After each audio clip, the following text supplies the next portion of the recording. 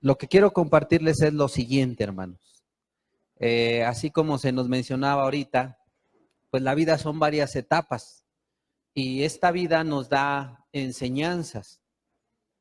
Una de las experiencias particulares que yo he tenido en mi vida fue cuando conocí y durante mucho tiempo convivimos con un amigo que él es, junto con su padre, apicultor. Se dedican a cuidar abejas, extraer la miel y demás.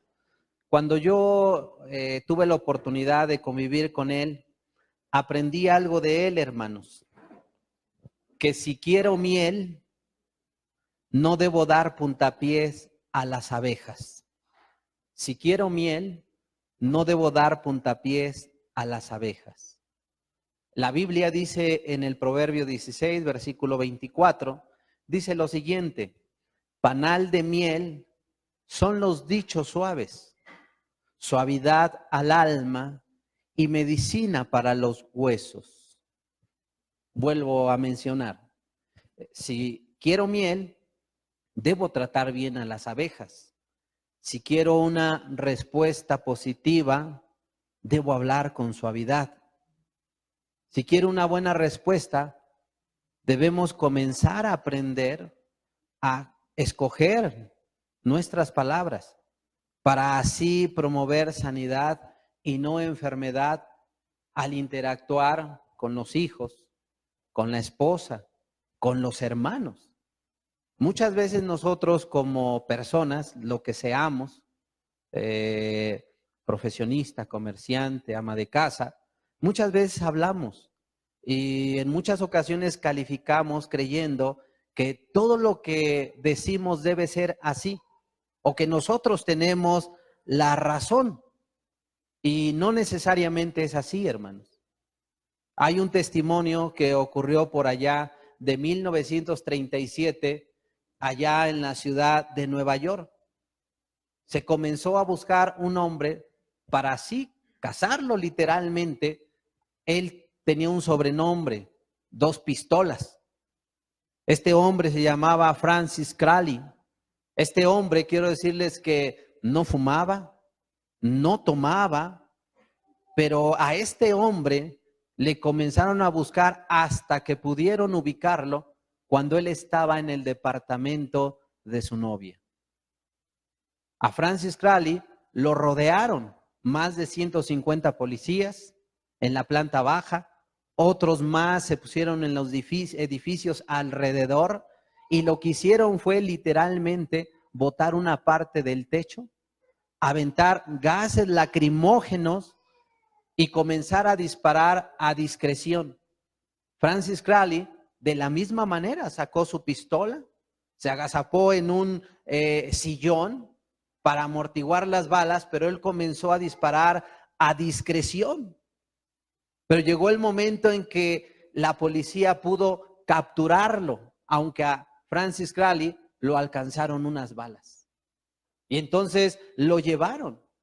Y el jefe de la policía, una vez que lo capturaron, dijo: Crowley es capaz de matar a cualquiera por cualquier motivo. Pero ante todo esto, ¿qué es lo que pensaba Crowley de su persona misma?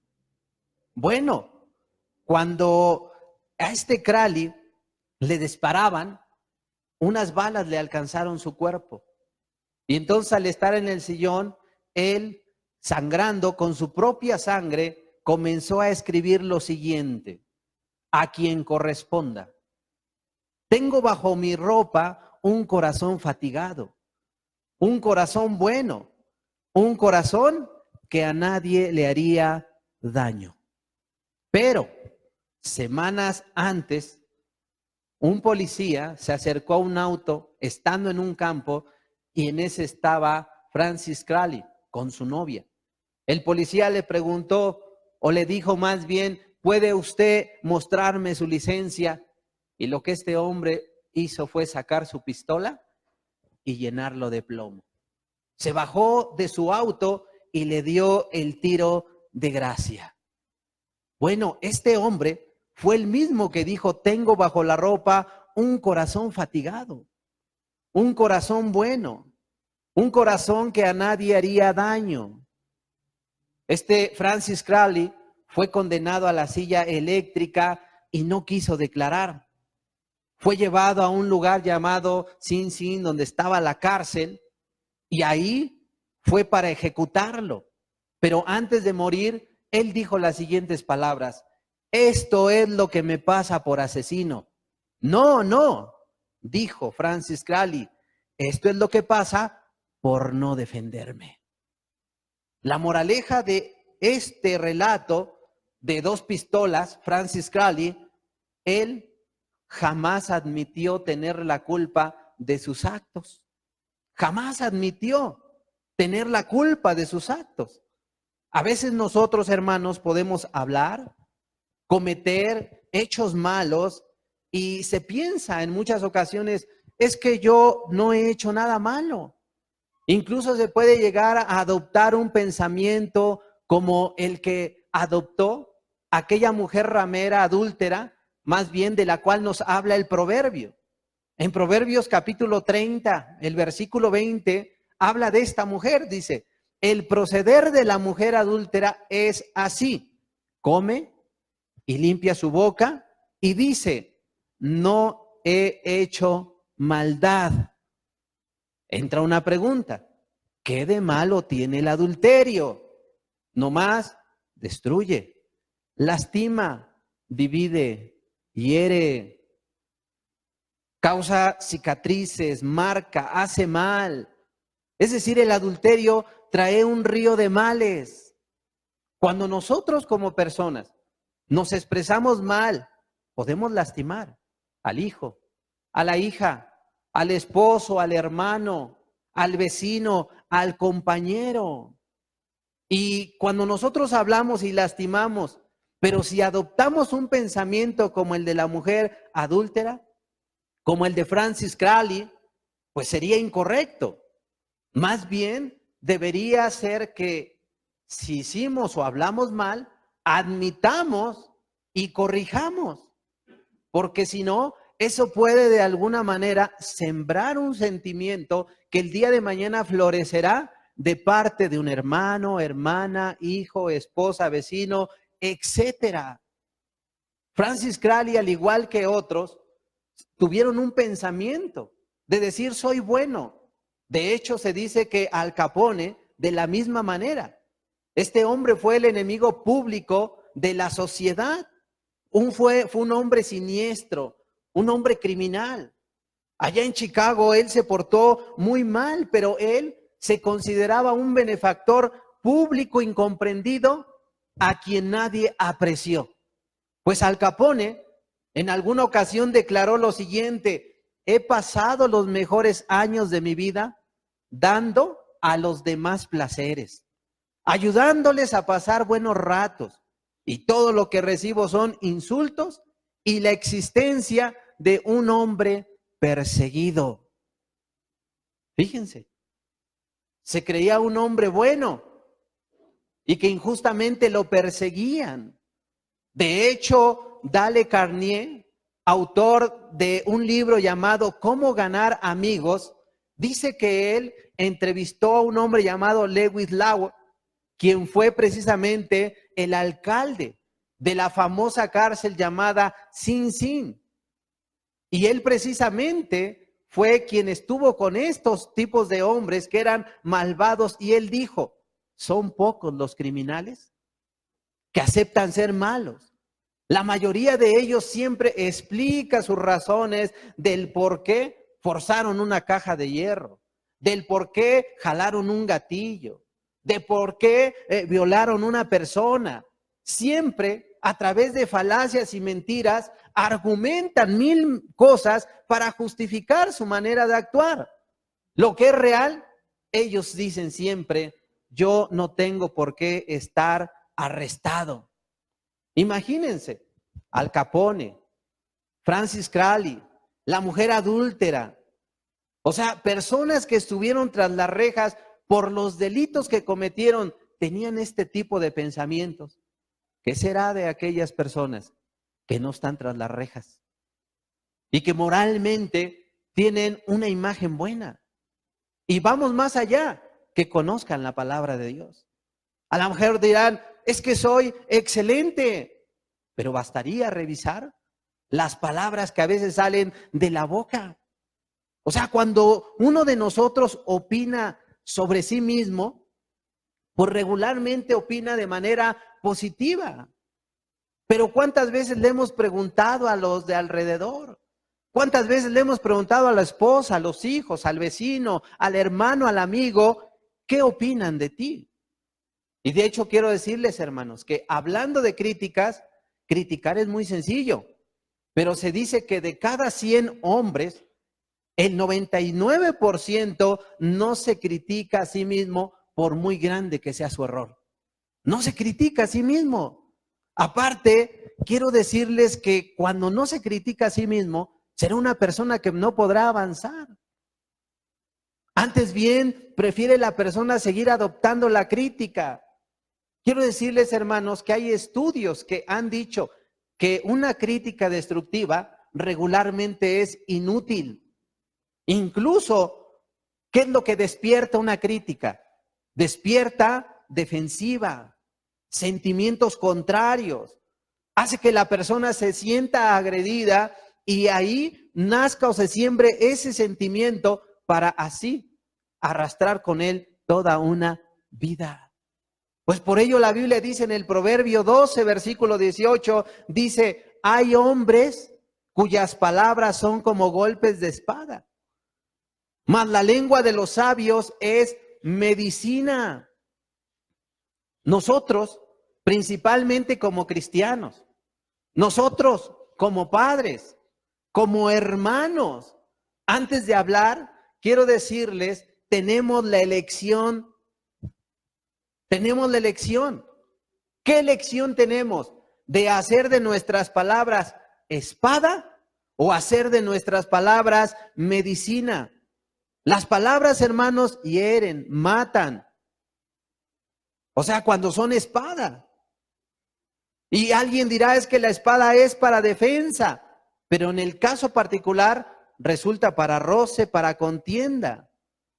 Cuando las palabras, hermanos, las elegimos para medicina, ¿saben qué van a acarrear y a sembrar en el lugar donde tú te muevas?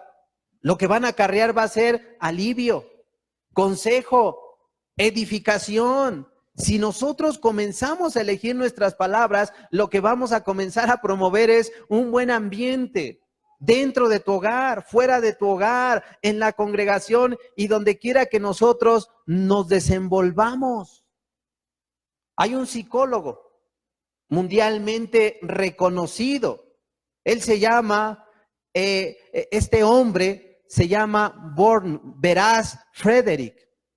Veras Frederick. Este hombre, Veras Frederick Skinner, hizo un experimento con animales. Y posteriormente lo hizo con seres humanos. Y él vio que en los animales y en los humanos, cuando a estos se les da por su buena conducta un premio, ellos tienden a responder siempre de manera positiva. Aprenden a responder de manera positiva. Y no con eso estoy diciendo que debemos descalificar lo que la palabra dice cuando hay un mal comportamiento. Pero obviamente ese mal comportamiento se debe juzgar con justicia y debe ser correcto y buscar promover o aportar instrucciones y corrección para mejorar la conducta del niño, de la persona, del adulto, del anciano, porque todos estamos en necesidad de ser corregidos e instruidos en un momento de nuestra vida. Es muy importante. Pero este hombre fue lo que hizo. Veras Frederick Skinner lo hizo con animales, con seres humanos. Y fue lo que encontró. Y fue al final que dijo, por medio de la crítica es más difícil provocar cambios duraderos. Y aparte la crítica siempre va a crear resentimientos en las personas. Gracias a Dios que entre nosotros Existe el versículo que dice que así como Cristo os perdonó, también nosotros perdonemos. Porque casi seguro estoy que todos y cada uno de nosotros, levanto la mano también, hemos en un momento dado criticado, le hemos faltado al hermano, a la hermana. Pero cuando nosotros identificamos ello, debemos de corregir. Hans Saye, otro psicólogo, dijo también al respecto de esto: tanto como anhelamos la aprobación, tenemos la condena. Tanto como anhelamos la aprobación, más bien tenemos la condena. Hay un anhelo inmenso de que vengan y nos aprueban, pero lejos de ello viene la condena, la desaprobación. O sea que hay algo que debemos entender.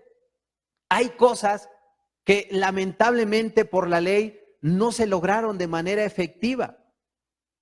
No se lograron a través de la descalificación. Pero cuando la gracia y el Espíritu de Dios aparecieron, fue a través de la gratitud. Cuando Dios viene, muere, derrama su sangre y Él paga por nuestros pecados y nosotros nos arrepentimos y creemos, ahí viene una salvación. Y posterior a ello se presenta nuestro Salvador también como Señor para decirnos: esto es mi voluntad y estos son mis mandamientos. Y el hombre en gratitud dice: Señor, haré esto y mucho más. Como la enseñanza que Cristo dio: siervo inútil soy porque solo hice lo que debía de hacer. Y el hombre da un paso más y otro más. Y entra aquella enseñanza que dice que si alguien te golpea la mejilla, pone la otra. Que si alguien te obliga a cargar una milla, pues cargues dos. Que si alguien te pide, tú no le niegues, le des. ¿Por qué? Porque la gratitud te lleva a ser más allá de lo que el mismo mandamiento enseña. La Biblia dice en Romanos 8, versículo 3, al respecto de esto: porque lo que era imposible para la ley, por cuanto era débil por la carne, Dios, enviando a su Hijo en semejanza de carne de pecado, y a causa del pecado, condenó al pecado en la carne, para que la justicia de la ley se cumpliese en nosotros, que no andamos conforme a la carne, sino conforme al Espíritu. Entonces, es la gratitud por el sacrificio de Cristo que nos lleva a obedecer la ley de Dios. Es por el Espíritu y la gratitud que el cristiano obedece los mandamientos de Dios. Así, de la misma manera, la descalificación, la crítica produce un resentimiento, lo que produce una desmoralización y en muchas ocasiones no corrige jamás la situación que surge entre hermanos, esposo, esposa, padre, hijo, entre hija y madre. O sea, no la corrige. De hecho, cuando tú comienzas a examinar los evangelios y la vida del Señor Jesucristo, encuentras algo. Jesús no se dedicó a criticar. Jesús se dedicó a corregir la vida de las personas. El Proverbio 9, versículo 8, dice lo siguiente, y esto seguramente Jesús lo entendía. Proverbios 9, 8 dice: no reprendas al escarnecedor, para que no te aborrezca. Corrige al sabio y te amará. La palabra reprender en el hebreo yakash es una palabra que dice: no le argumentes al escarnecedor para ganarle tú la razón. O sea, no le des argumentos para decir: mira, yo tengo la razón. Porque el solo hecho de ganarle a través de argumentos, el solo hecho de decirle: te gané, bueno, eso le va a molestar. Más bien dice: corrige. Y la palabra corregir en hebreo yaquín es: corrige a las personas razonando. Convence a las personas razonando. Corrígeles así, con razones sensatas, prudentes y en buen ánimo. O sea, hermanos, una cosa es reprender argumentando solo para decir: es que yo tengo la razón. Y a como dé lugar, yo tengo la razón. Y aquí está el argumento. Y aquí está, mira, la base. Y yo gané. Pero otra es corregir y convencer a la gente con razones prudentes. Eso es muy diferente. Porque cuando se vuelve una lucha, un roce de yo debo ganar, ahí las cosas no van a salir bien. De hecho, hay un testimonio de un coordinador de seguridad de una compañía de construcción. ¿Y cuál era su labor de este hombre? Velar para que los trabajadores utilizaran el equipo de seguridad. Pero este hombre, cuando veía a alguien sin el equipo, con mucha autoridad le decía, póngase el casco de seguridad. Y al momento lo hacían. Pero en cuanto le daban la espalda a esta persona, se quitaban el equipo de seguridad. Entonces él identificó eso. Y entonces él dijo, comenzaré a tomar otro método. Y cuando él veía a un trabajador sin el equipo, él les preguntaba, no les mandaba, ¿le resulta incómodo? ¿O no le va bien el casco? Le quiero recordar que el casco le brinda seguridad y le puede evitar un accidente o un golpe mayor, por lo cual le sugiero que utilice el casco. A partir de ahí, los trabajadores comenzaron a tomar una actitud diferente. Porque una cosa es gritar, imponer, criticar, descalificar a través del argumento inclusive, y otra es dar argumentos razonables, prudentes, para ayudar, para capacitar a la persona. Y llegar a decirle, mira, es de esta y de la otra manera. De hecho, en la historia, quiero decirles que uno de los críticos más feroces en una parte de su vida fue Abraham Lincoln. Abraham Lincoln, antes de ser un abogado, antes de estudiar leyes, ese hombre era un crítico destructivo. Y de hecho, por allá de 1842, él escribió una carta contra un político irlandés llamado James Shields.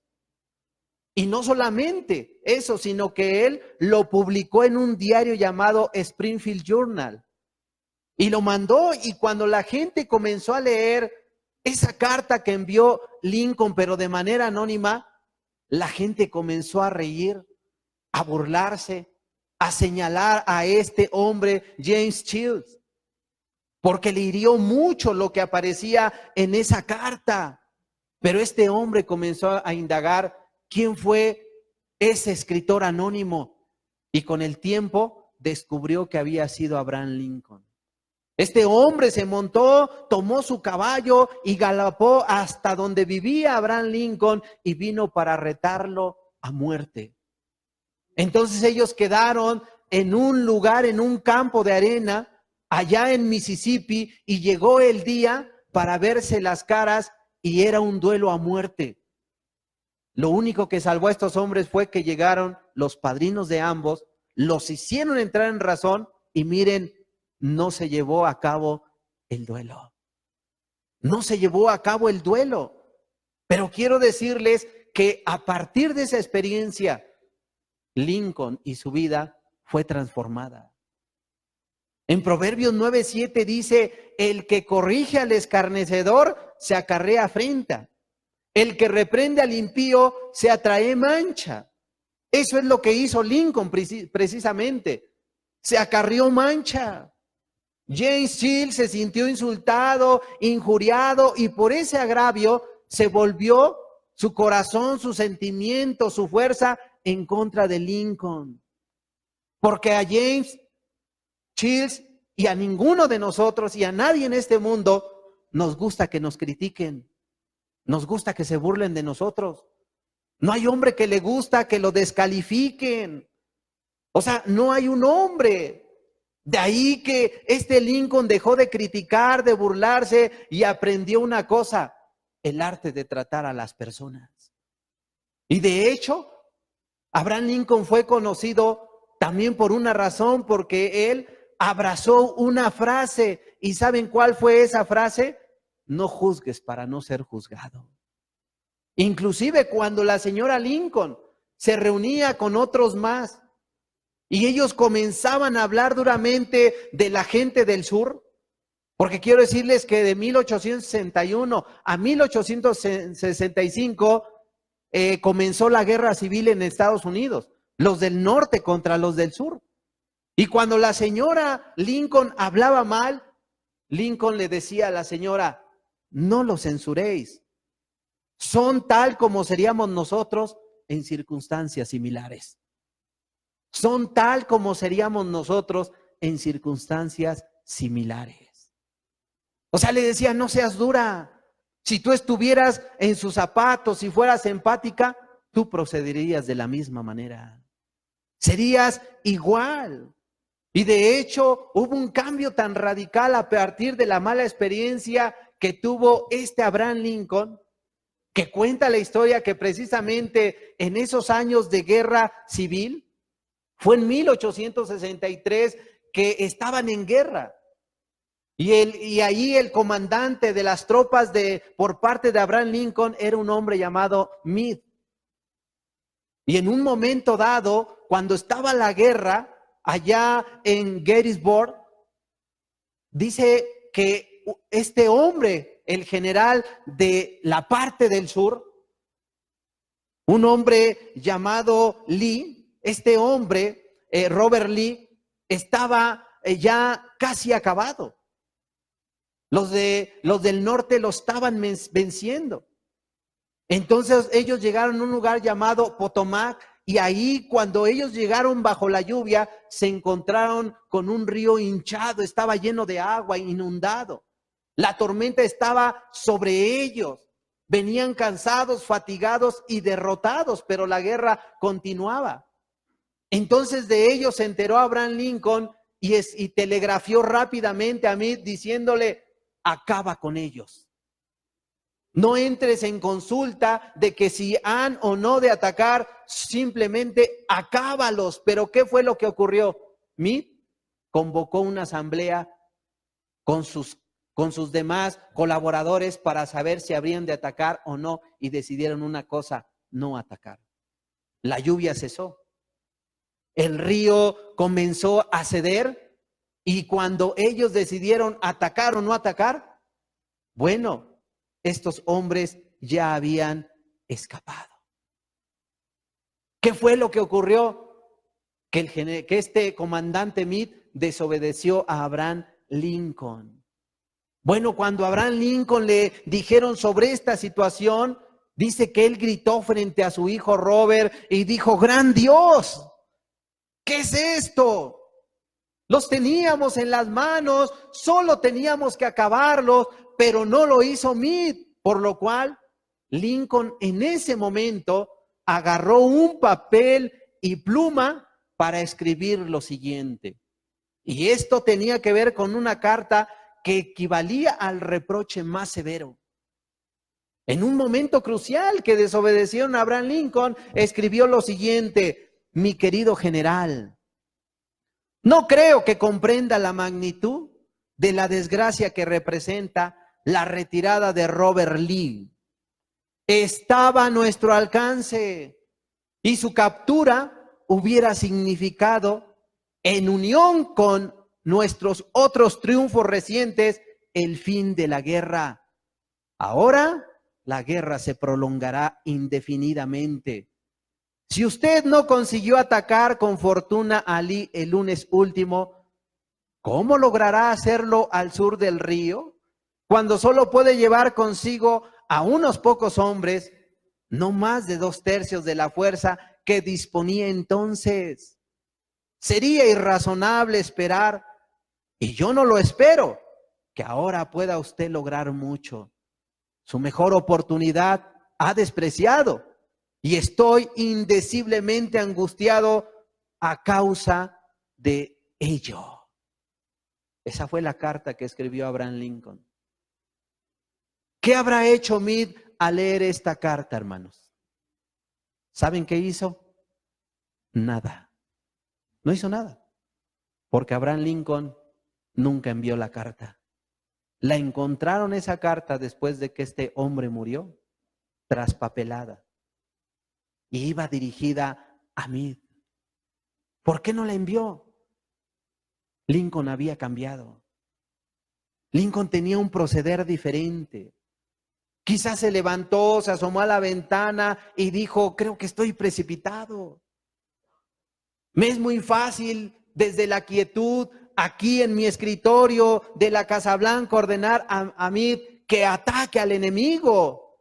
Pero si yo hubiese estado en Gettysburg y hubiese visto tanta sangre como la vio Meade, y hubiese oído el clamor de los moribundos y el sonido de las armas, quizá hubiese hecho lo mismo que Meade.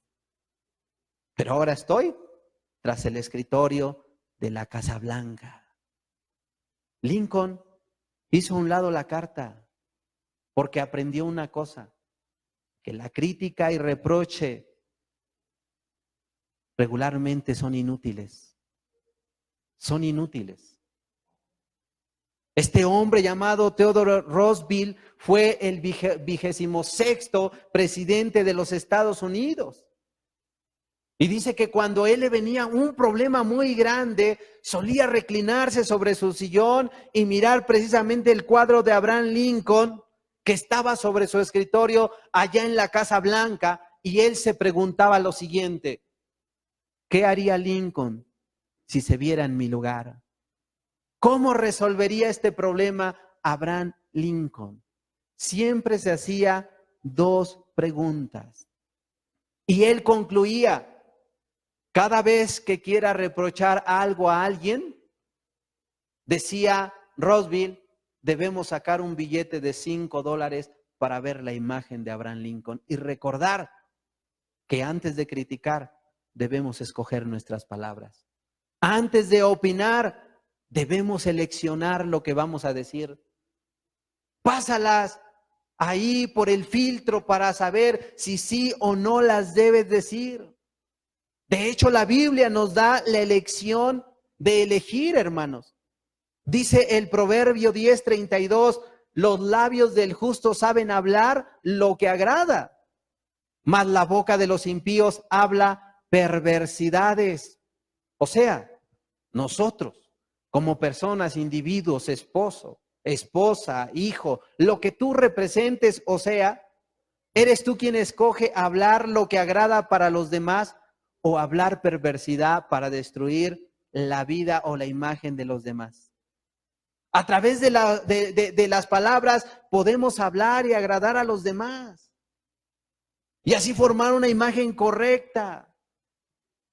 A través de las palabras podemos dar vida o destruir. Una de las dos cosas nosotros podemos elegir, hermanos. Jesucristo, cuando vino aquel centurión, con palabras seleccionadas, por cierto, Jesucristo lo recibió y no le dijo, por tu culpa, por ser un mal amo, está tu siervo así. Al leproso no lo descalificó. Le dijo, claro, sé limpio. A Pedro, en vez de criticarlo, lo instruyó sabiamente: Simón, Simón, os han pedido para zarandearos como a trigo, pero yo he rogado que tu fe no falte. O sea, Jesucristo también a Simón, aquel que lo invitó a comer, en vez de juzgarlo a él, le habló una parábola hermosa para instruirlo y hacerle ver su error, recapacitara y no fuera prejuicioso ese hombre. Jesús nos enseña precisamente a seleccionar nuestras palabras. El proverbio nos enseña a seleccionar nuestras palabras. Nosotros decidimos elegirlas para instruir y darle a la gente esperanza. O decidimos elegir palabras para destrucción. Fue a través de la enseñanza que cautivó, atrajo y embelezaba a la mayoría de la gente Jesucristo. ¿Por qué?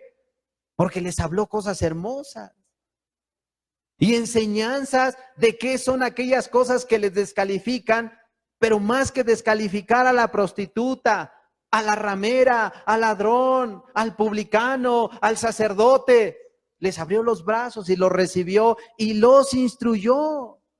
Obviamente había quien se enojaba por la predicación de Cristo, pero ¿saben por qué se enojaban?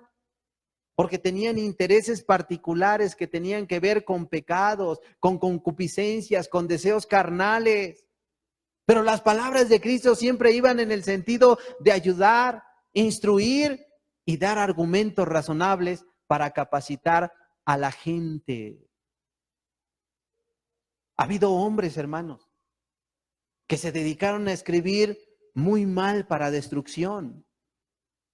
Un hombre llamado Samuel Langhorne, mejor conocido como Mark Twain, este hombre fue un popular escritor. Él fue quien escribió precisamente las novelas de las aventuras de Tom Sawyer. Él escribió El príncipe y el mendigo. Él era un orador, era un autor, un escritor, un humorista estadounidense. Y este hombre era de mecha corta. ¿Por qué? Porque era un hombre que perdía rápido la paciencia. ¿Y saben qué hacía cuando él perdía la paciencia? Se dedicaba a escribir cartas. Una vez un hombre despertó su ira y él se enojó tanto se enojó Mark Twain, que lo que escribió fue lo siguiente: aquel que despertó su ira le escribió: lo que usted necesita es un permiso de entierro. No tiene más que decirlo y yo le conseguiré uno. Le estaba deseando la muerte a través de palabras escritas. Este hombre hablaba perversidades contra los hombres. Su puño, su pensamiento, la tinta ahí llena de perversidades. Si nosotros queremos despertar un resentimiento el día de mañana o el día de hoy que perdure por décadas, solo tenemos que hacer una cosa: una crítica punzante. Una crítica punzante.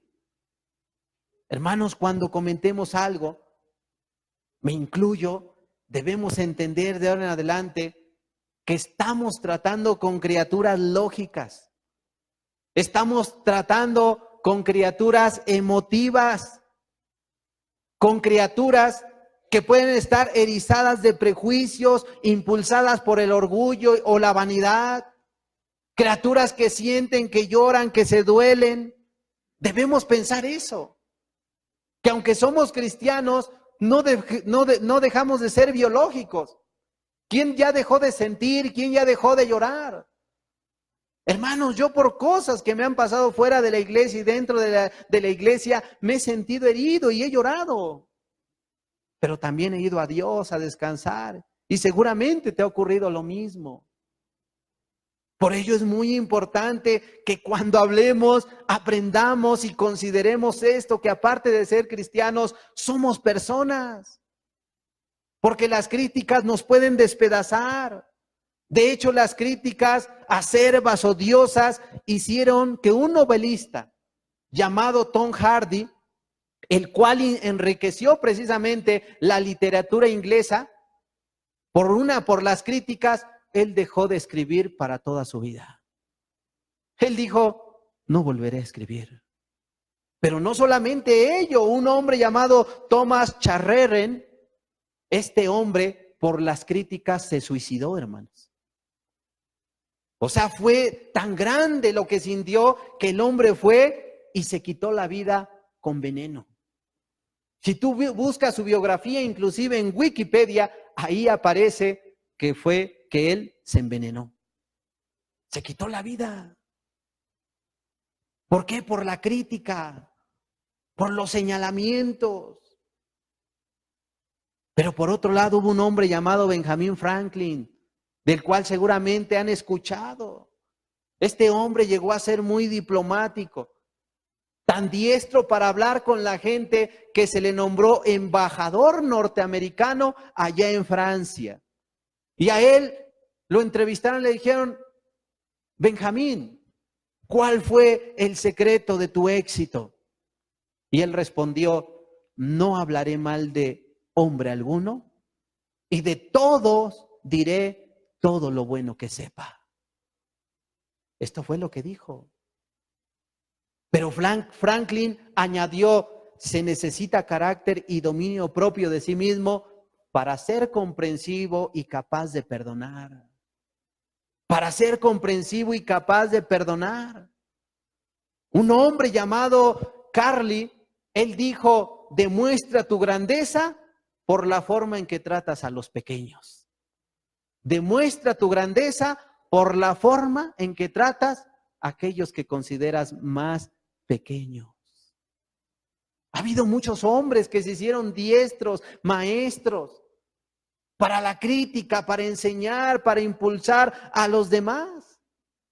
Un hombre llamado Bob Hover, famoso piloto, ese hombre hacía acrobacias y hacía muchas cosas con los aviones, pero un día volvía precisamente de haber dado un espectáculo de aviación y volvía de Los Ángeles a su casa. Y cuando él estaba precisamente a 100 metros de aterrizar, los dos motores del avión se apagaron. Pero él, por la habilidad que tenía y a lo que se dedicaba, logró aterrizar, pero el avión casi quedó deshecho. Él, cuando se apagaron los dos motores, él se imaginó una cosa. Él sabía lo que había ocurrido. ¿Qué fue lo que hizo? Una vez el avión abajo fue a verificar la gasolina y le habían puesto gasolina para jet. Y como este era un avión antiguo de hélice, de los que utilizaron en la Primera y Segunda Guerra Mundial, utilizaban un combustible común. No es como ahora la turbocina. Entonces este hombre fue y preguntó quién había de alguna manera llenado el tanque y le dijeron del nombre de un joven. El joven se enteró antes de que llegara precisamente Bob Hover y este joven estaba temblando, llorando. Estaba lleno de miedo por lo que le iba a decir precisamente Bob Hover. Y entonces, ¿cómo habría de estar Bob Hover? Encolerizado, pusieron en riesgo su vida. Pero más bien se dice de este testimonio que Bob Hover se acercó al muchacho y le dijo, para mostrarte que estoy seguro de que nunca volverás a hacerlo, quiero que mañana te ocupes de mi F-51. Lo abrazó y lo animó. Había puesto en peligro su vida el joven. Estos hombres aprendieron los beneficios que trae el hablar, el instruir con razones prudentes a las personas. Aprendieron que la corrección con prudencia es mejor que la crítica y la descalificación. De hecho, la Biblia nos enseña y nos manifiesta los beneficios que nos da cuando nosotros sazonamos nuestras palabras, hermanos. No son pocos. Proverbios 16, versículo 20 al 24, ve los beneficios. El entendido en la palabra hallará el bien, y el que confía en Jehová es bienaventurado. El sabio de corazón es llamado prudente, y la dulzura de labios aumenta el saber. Manantial de vida es el entendimiento al que lo posee, mas la erudición de los necios es necedad. El corazón del sabio hace prudente su boca y añade gracia a sus labios. Panal de miel son los dichos suaves, suavidad al alma y medicina para los huesos. Fíjate, aquí dice acerca de cuando nosotros sazonamos, elegimos las palabras, dice, hallarás el bien, aumentarás el saber, manantial de vida serás para los demás, alcanzarás la sabiduría y gracia habrá en tus labios, serás como panal de miel, aún dice que serás como medicina para otros. 7 beneficios añadirás a tu vida si te haces entendido, si confías a Dios, porque esas son precisamente las demandas. Estos beneficios vendrán si te haces entendido, si confías en Dios, si tú te muestras sabio, si endulzas tus palabras, si tú te muestras entendido, si tú te vuelves un hombre, una mujer prudente, si dices las cosas, inclusive dicen los versículos, suavemente. ¿Sabes cómo puede ser el hombre, hermano? Puede llegar a ser como el diamante con distintas caras, pero la misma hermosura. Porque así son los diamantes. Te presentan una, dos, tres distintas caras, pero por donde quiera que lo veas, es hermoso. Imagínate, dirán de ti, ahí viene el sabio, el que refresca, el que anima, el entendido, el dulce, el que trae sanidad para mi vida. Hermanos, ¿quiénes queremos alcanzar estos beneficios? O sea, esto que viene de parte de Dios y que nos los dice la Escritura. Aquí nos dice los beneficios y las condiciones, pero esto, ¿saben de qué depende, hermanos? De cómo aprendamos a decir las cosas. Ya que podemos decir verdades y decirlas con argumentos, pero para destrucción. Mas podemos decir verdades con sabiduría y prudencia para vida de los demás. Es importante trabajar en esto cada uno de nosotros.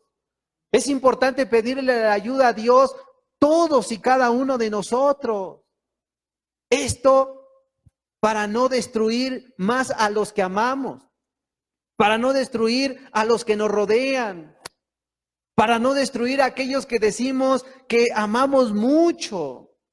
O sea, debemos a partir de ahora frenar nuestra boca, nuestros labios de manera así pronta y decir, voy a escoger, voy a sazonar mis palabras. Hermanos, un escritor llamado Livingston Lance publicó por primera vez su clásico en el diario People Hall Journal. Él publicó lo que yo te voy a leer. Pero una vez que lo publicó, lo comenzaron a replicar en revistas, periódicos, radio, televisión, porque él escribió un clásico titulado Papá olvida. Y se titula así porque cuando críticos somos, hasta nos volvemos críticos destructivos para la vida de nuestros hijos. Y a lo mejor, hermano, al escuchar esto que voy a leer, quizá en un momento de tu vida te identifiques y digas, la estoy regando. Fíjate lo que dice, hermano, escucha con atención. Dice así, escucha, hijo. Voy a decirte esto mientras duermes. Una manita metida bajo la mejilla y los rubios rizos pegados a tu frente humedecida. He entrado solo a tu cuarto hace algunos minutos. Mientras leía mi diario en la biblioteca, sentí una ola de remordimiento que me ahogaba. Culpable, culpable. Vine junto a tu cama. Esto es lo que pensaba, hijo. Me enojé contigo. Te regañé cuando te vestía para ir a la escuela, porque apenas te mojaste la cara con una toalla. Te regañé porque no te limpiaste los zapatos. Te grité porque dejaste caer algo al suelo. Durante el desayuno te regañé también. Volcaste las cosas. Tragaste la comida sin cuidado. Pusiste los codos sobre la mesa. Untaste demasiado el pan con mantequilla. Y cuando te ibas a jugar y yo salía a tomar el tren, te volviste y me saludaste con la mano y me dijiste, adiós, papito. Y yo fruncí el entrecejo y te respondí, ten erguidos los hombros. Al caer la tarde, todo empezó de nuevo. Al acercarme a casa te vi de rodillas, jugando en la calle. Tenías agujeros en las medias. Te humillé ante tus amiguitos al hacerte marchar a casa delante de mí. Las medias son caras. Y si tuvieras que comprarlas tú, serías más cuidadoso. Pensar, hijo, que un padre diga eso. ¿Recuerdas? Más tarde, cuando yo leía en la biblioteca y entraste tímidamente con una mirada de perseguido, Cuando levanté la vista del diario impaciente por la interrupción, vacilaste en la puerta. ¿Qué quieres ahora?, dije. Y lo dije bruscamente. Nada, respondiste. Pero te lanzaste en tempestuosa carrera y me echaste los brazos al cuello y me besaste. Y tus bracitos me apretaron con un cariño que Dios había hecho florecer en tu corazón y que ni aún en el descuido ajeno puede angostar. Y luego te fuiste a dormir con breves pasitos ruidosos por la escalera. Bien, hijo. Poco después fue cuando se me cayó el diario de la mano y entró en mí un terrible temor. ¿Qué estaba haciendo de mí la costumbre? La costumbre de encontrar defectos, de reprender. Esta era la recompensa a ti por ser un niño. No era que yo no te amara, era que esperaba demasiado de ti y medía según la vara de mis años más duros. Y hay tanto de bueno y bello y de recto en tu carácter. Ese corazoncito tuyo es grande como el sol, que nace entre las colinas. Así lo demostraste con tu espontáneo impulso de correr a besarme esta noche. Nada más que eso importa esta noche, hijo. He llegado hasta tu camita en la oscuridad y me he arrodillado lleno de vergüenza. Es una pobre explicación. Sé que no comprenderías estas cosas si te las dijera cuando estás despierto, pero mañana seré un verdadero papito. Seré tu compañero y sufriré cuando sufras y reiré cuando rías. Me morderé la lengua cuando esté por pronunciar palabras impacientes. No haré más que decirme, como si fuera un ritual, no es más que un niño pequeñito. Temo haberte imaginado hombre. Peor al verte ahora, hijo acurrucado, fatigado en tu camita. Veo que eres un bebé todavía. Ayer estabas en los brazos de tu madre con la cabeza en su hombro. He pedido demasiado, demasiado. Y ahí concluye.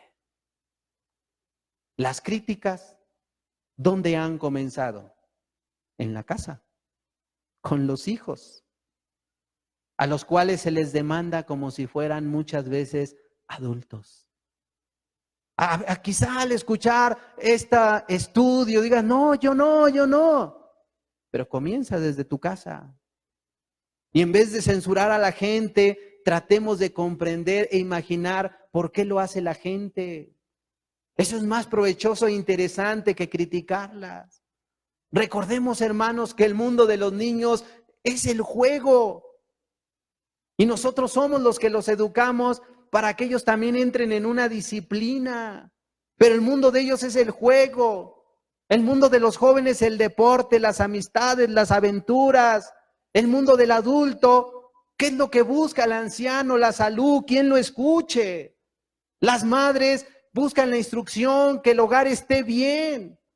El padre se ocupa del trabajo y cada uno de nosotros, hermanos, estamos envueltos en un rol que nos interesa, que el niño no va a comprender y que otros no van a comprender, pero que tú debes comprender. Por ello es importante comprendernos los unos a los otros. Pero ¿cómo puede surgir esto? Cuando nazca la simpatía, la tolerancia, la bondad y sobre todo, hermano, hermana, el amor de Dios. Por eso cuando la Biblia dice, Él hará volver el corazón del Padre al Hijo y del Hijo al Padre, esa parte de la Escritura es necesaria, porque es la única manera de comprender lo que están pasando nuestros hijos. Porque nuestro corazón está vuelto. Alguien dijo, saberlo todo es perdonarlo todo.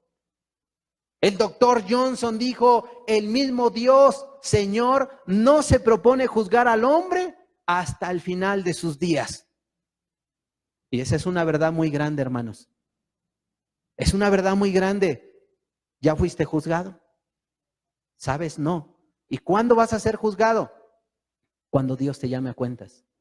Y te va a pedir cuentas de todo.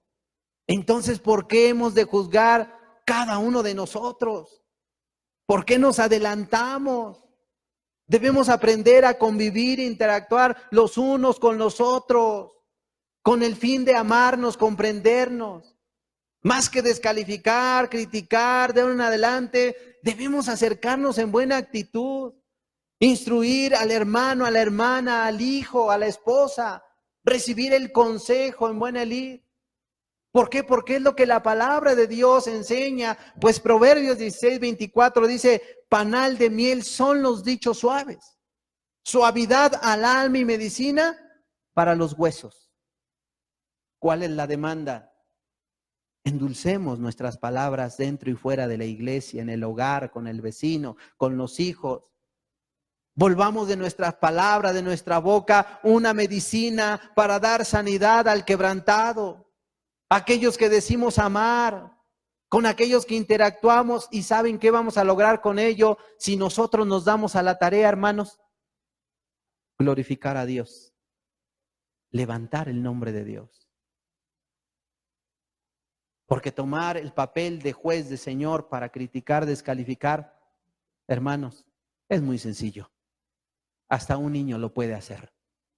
Hasta un niño lo puede hacer. Pero ese no debe ser el espíritu que promovamos, ni las prácticas que promovamos entre nosotros, sino más bien sazonemos, escojamos nuestras palabras. Porque estas pueden destruir nuestro mismo hogar. No por nada la Biblia dice en Proverbios que el poder de la vida y la muerte está en la lengua. Así lo dice. En la lengua está el poder de la vida y de la muerte. Las palabras impactan, forman o desforman, dan vida o matan. Es importante las palabras. Es importante que las sazonemos, que las meditemos, hermanos, para así poder recibir buenos resultados.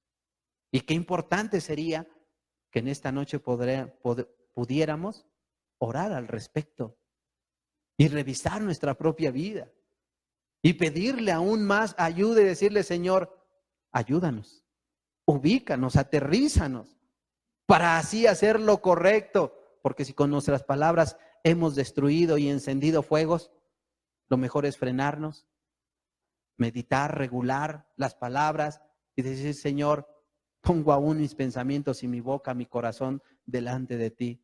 Ayúdame, ayúdame. Señor, en esta noche te pedimos y te rogamos, Señor, que seas tú quien venga a adiestrarnos. Sé tú quien venga a capacitarnos. Porque como hombres muchas veces nos equivocamos. Pero tú eres gran Dios, poderoso, sabio y entendido. El Todopoderoso.